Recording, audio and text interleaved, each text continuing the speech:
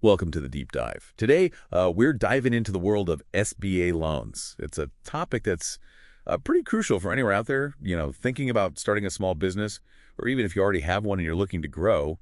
We've got a ton of guides, reports, articles, and even some insider insights to help us break it all down. What's really interesting about SBA loans is that they can be a real game changer, especially for businesses that might not, fit the mold for a traditional bank loan. Yeah, and it's not just about fitting into a category, right? I heard that getting approved for an SBA loan can be actually pretty tricky. What are some of the biggest misconceptions people have about these loans? Well, one of the biggest ones is that the SBA is actually the one handing out the money. But that's not really how it works. It's more like the SBA is vouching for you to the lender. They work with banks and credit unions, and they basically guarantee a portion of the loan. This makes lenders more comfortable, taking a chance on businesses that might be considered a little bit riskier. So it's kind of like the SBA is co-signing your loan application. Exactly. And that can make a huge difference, especially for startups or for businesses that don't have a lot of collateral. Okay, that makes sense. But what about all the different types of SBA loans out there? It can be kind of overwhelming trying to figure out which one is right for you. Yeah, it's definitely a diverse toolbox. You've got your 7A loans, which are the most common and flexible. Then you've got 504 loans, which are specifically for fixed assets like real estate or machinery. And then you even have microloans, which are for those smaller businesses just starting out. But one key takeaway here is that while there is a maximum loan amount for each program, it's really important to aim for a loan amount that aligns with your current revenue and your projected growth. Taking on too much debt can actually hurt your chances of success. That's a really good point. It's not just about getting as much money as possible. It's about getting the right amount for your specific situation. Right. And that's where understanding the eligibility requirements really comes in. The SBA has specific criteria for what defines a small business, and it can actually vary depending on the industry. They use a system called NAICS codes to categorize businesses. It's worth taking a few minutes to look up your business's NAICS code online, just to make sure that you fit the SBA's definition. NAICS codes, huh? Sounds kind of like a secret society. Not quite. But it can definitely feel like deciphering a code sometimes. These codes are basically how the government classifies different industries. And some businesses, like real estate investment or lending companies, are generally not eligible for SBA loans. So I guess they want to make sure that they're supporting businesses that are, directly creating products or services. Exactly. And they also want to make sure that the businesses they back have a solid track record. Lenders look at several key factors when they're evaluating applications. I'm sure credit score is a big one. Is there like a magic number you need to hit? Well, the SBA itself doesn't set a minimum credit score, but most lenders want to see a score of at least 640. And remember, we're talking about your business credit score here, not just your personal credit. So if your business credit history needs some work, it's probably a good idea to improve that before you apply. What are some other things that can, make or break your application? Well, having some collateral to back up your loan can significantly improve your odds. It's not always required, but it does show the lender that you're serious and that you have something to lose. This could be things like real estate equipment inventory or even accounts receivable. And then there are personal guarantees. Personal guarantees, those sound a little scary. They can be. It basically means that you as the business owner are personally on the hook. If your business can't repay the loan, your personal assets could be at risk. Wow, that's a big commitment. It really makes you think carefully about whether taking on that debt is the right move. Absolutely. And finally, don't underestimate the importance of a rock-solid business plan. Think of it like your blueprint for success. Lenders want to see that you have a clear vision, a defined target market, and a realistic plan for how you're going to use the loan and repay the debt.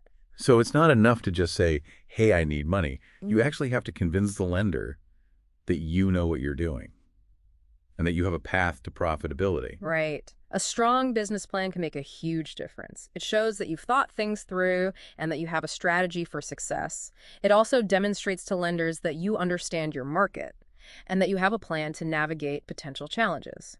So now that you have a better understanding of the big picture, let's dive into some of the specifics of these loan programs. We mentioned that the 7A loan program is the most popular one, and it's also the most flexible. Yeah, but it's not just like one size fits. All right, I remember you mentioning that there were different flavors within the 7A program. Exactly. Think of it like choosing a car.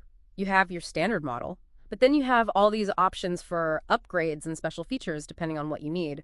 With 7A loans, you have options like the small loan program, which is capped at $500,000. And that can be a lot easier to qualify for. So if you don't need the full $5 million, this could be a good option. What about for people who need funding like really quickly? Is there an express lane for SBA loans? There is. The 7A Express Loan Program streamlines the entire application process, and they aim to give you a decision within 36 hours. Wow, that's fast. But I'm guessing there's a catch. Well, the maximum loan amount is lower. It's capped at $350,000, so it's kind of a trade-off. You get faster approval, but for a smaller amount. Okay, that makes sense. Now let's talk about those big ticket items. You mentioned 504 loans for things like real estate and equipment. What makes them different from the 7A loans? One key difference is the structure. With 504 loans, you're actually working with three parties. You have a certified development company or CDC, a private lender like a bank, and the SBA. Wait a minute, three parties? That sounds complicated. Think of it like building a house. The CDC is like the architect. They're designing the project and making sure it meets certain community development goals. The bank is like the builder. They're providing the construction loan. And the SBA is like the insurance company. They're guaranteeing a portion of the CDC's financing. Okay, that analogy actually makes it a lot clearer. So how does this benefit the borrower? Well, this three-way partnership allows the SBA to offer longer loan terms, typically 10 or 20 years with fixed interest rates, so your payments are predictable. They also often have lower down payment requirements compared to conventional loans. So if you're looking to invest in something substantial, a 504 loan might be a good way to make it happen. Exactly. Now let's circle back to those who are just starting out. Microloans, as we touched on earlier, are specifically designed for businesses that might not qualify for those larger loans. Right. They can be a real lifeline for startups and those with limited credit history or collateral. Absolutely. And here's what's really interesting about microloans. They're often administered by nonprofit organizations, and these organizations provide additional support to help businesses succeed. So it's like a financial boost with a side of business mentorship. So it's like getting a crash course in how to run a successful business. I can see how that would be invaluable for someone who's new to the entrepreneurial world. Yeah, they often provide training, counseling, and technical assistance, which can make all the difference in those early stages. Now, I know we're all hoping for smooth sailing, but sometimes disaster strikes. The SBA also offers disaster loans to help businesses recover from unexpected events, right? That's right. And unfortunately, with the increasing frequency of natural disasters, these loans are becoming even more crucial. You have physical damage disaster loans, which are for repairing or replacing property that was damaged in events like hurricanes or floods. And then you have economic injury disaster loans. These help cover operating expenses when a disaster forces you to close temporarily. So even if your business wasn't physically damaged, but you lost income because of the disaster, you might still qualify for assistance. Exactly. And there's even a specific program called the Military Reservist Economic Injury Disaster Loan. This is to support businesses that are impacted when a key employee is called to active duty. It's really impressive that the SBA has these specialized programs to help in those really difficult situations. But beyond just helping businesses survive, they also have programs to foster innovation and growth. Right, absolutely. There are programs like the Small Business Innovation Research Program, or SBIR. This program provides funding for research and development. It helps businesses bring those groundbreaking ideas to life. So if you've got a potentially game-changing invention, the SBIR program could be your ticket to making it a reality. And then there's the STTR program, right? Yes, the Small Business Technology Transfer Program. This program encourages partnerships between small businesses and research institutions. It's about connecting research with real-world applications. And it has the potential to lead to some amazing breakthroughs. These programs are so exciting. It really shows that the SBA is committed to supporting the full spectrum of small business needs, from getting started to reaching those new heights of innovation.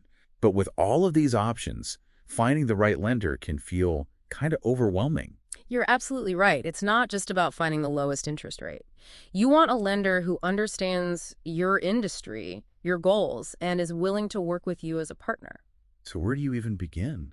It's like trying to find a needle in a haystack. Well, luckily, the SBA has some great resources to help you navigate this process. The Lender Match tool on their website is a fantastic place to start. You just enter some basic information about your business and your financing needs, and it matches you with potential lenders. So it's kind of like a dating app for SBA loans. Exactly. And don't underestimate the value of local resources. Small Business Development Centers, or SBDCs, offer free counseling, and they have a deep understanding of the lending landscape in your area. So you can get personalized advice and recommendations from experts who know your community. It's like having a guide through this often confusing world. Right. And if you're feeling really overwhelmed by the whole process, you might want to consider hiring an SBA loan consultant. They can help with everything from understanding the eligibility requirements to preparing a strong application and even negotiating with lenders. So it's like having a Sherpa guide you to the summit of SBA loan approval. But even with the best guide, the application process itself can seem pretty daunting. Yeah, I think a lot of people get intimidated by all the paperwork involved. Is it really as scary as it seems? Well, the SBA loan application is definitely thorough, but if you gather everything you need in advance, it can make the process a lot less stressful. Okay, so what kind of documents should people have ready? Think of it like applying for college. You need your transcripts right. In this case, that means your business's financial statements, tax returns, and any relevant legal documents. You'll also need a strong personal statement, which is basically your business plan. And don't forget those letters of recommendation, references from vendors or clients who can vouch for your reliability. That's a great analogy. It breaks it down into more manageable pieces. So once you've submitted your application, what happens next? Do you just like sit back and wait? Well, not exactly. The next step is the underwriting process, which can feel a bit like a black box to a lot of borrowers. Underwriting, that sounds intense. What are they looking for exactly? Essentially, it's a deep dive into your business's financial health and the feasibility of your plan. Underwriters carefully review all those documents you submitted, along with your credit history. To assess the risk of lending to your business, you can think of them as detectives piecing together a puzzle, trying to see if all the pieces fit. So they're looking for any red flags that might indicate you're not a good bet? Right. They want to make sure you have a solid track record, a realistic plan for how you're going to use the funds, and a clear path to repaying the loan. And if they find something they don't like, can they just reject your application outright? It's not always so black and white. They might come back and ask for additional documentation or clarification. They might even come back with a counteroffer, proposing slightly different terms than you originally requested. And yeah, in some cases, they might deny the application. But remember, even a denial isn't necessarily the end of the road. Right, you mentioned earlier that there's an appeals process. Exactly. If your application is denied, you'll receive a written explanation outlining the reasons. So take some time to understand those reasons, address them head on, and you can submit a request for reconsideration. It's your chance to make your case again, armed with more information or a stronger argument. So it's important not to give up at the first hurdle. Persistence can pay off. But let's assume the best case scenario. Your loan is approved. What happens next? That's when you move on to the closing stage. This is where you finalize all the details and legally seal the deal. You'll be reviewing and signing a stack of documents. Think of it like all that fine print that you usually just skim over, but in this case, it's crucial to actually understand every word. Yeah, this is where having a lawyer on your team can be really invaluable. Absolutely. Having someone who understands all the legal jargon and can advocate for your best interests can make all the difference. Okay, so you've signed all the documents, dotted your I's and crossed your T's. Is that when you finally get the money? That's right. Once all the paperwork is finalized, the lender will disperse the funds. And you're officially in business, literally. But remember, getting the loan is just the beginning. Now you have to actually manage it responsibly. That's a great point. It's easy to get caught up in the excitement of getting funded. But what are some key things people should keep in mind once they have an SBA loan? Well, the most important thing is to make your payments on time, every time. This not only protects your credit score, but it also builds trust with your lender. Think of it as a long-term partnership. I imagine lenders really appreciate borrowers who are reliable and proactive. What else can you do to manage your loan effectively? Staying organized is key. Keep meticulous records of all your loan-related transactions. This will not only help you stay on track with payments, but it will also be crucial for tax purposes and any potential audits. File those documents. Don't just shove them in a drawer. Any other words of wisdom for our borrowers out there? Yeah, don't be afraid to reach out to your lender if you encounter any challenges or if your circumstances change. Life happens, businesses evolve, and sometimes you might need to adjust your payment schedule or discuss other options. Open communication is key to a successful lender-borrower relationship. It sounds like getting an SBA loan is really a journey, not just a transaction. You need to be prepared, persistent, and proactive every step of the way. Exactly.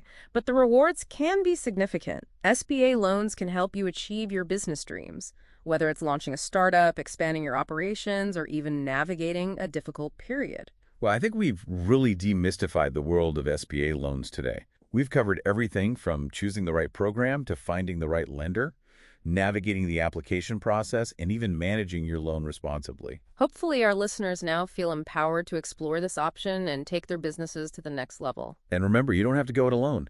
There's so many resources available to small business owners. The SBA website, SBDC's Score Mentors, there's a whole network of support ready to help you succeed. So do your research, ask questions, and don't be afraid to seek guidance. The world of SBA loans might seem complex at first, but with the right knowledge and support, it can become a powerful tool for achieving your entrepreneurial ambitions. And that's a wrap on our deep dive into SBA loans. We hope you've enjoyed the journey. Until next time, keep learning, keep growing, and keep those business dreams alive.